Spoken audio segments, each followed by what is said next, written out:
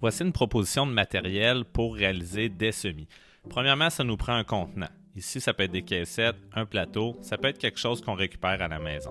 Vous entendez souvent parler de caissettes 72, ça veut dire qu'il y a 72 trous à l'intérieur. Les 128 auront un plus petit volume de terreau, mais on fera plus de plats. Pour le terreau, on a beaucoup d'options. Un terreau à semis, en général, les particules sont plus fines pour que l'eau reste en place afin de favoriser la germination des semences. Le terreau de production, lui, va avoir des particules plus grossières pour favoriser un bon drainage. Il y a aussi la proportion en compost qui change. Un terreau de production va être plus riche, peut-être avec un 20% de compost versus un terreau à semis qui en a moins.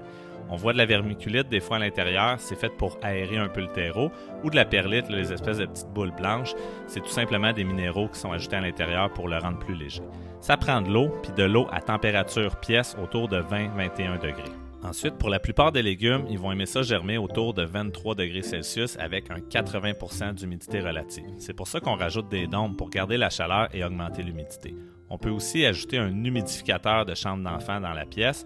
Pour finir, 16 à 18 heures de lumière par jour, ça va être parfait. Ça peut être avec des néons ou une grosse lampe. Sinon, une bonne vieille fenêtre côté sud, ça peut faire la job. Pour en savoir plus, lamainverte.ca.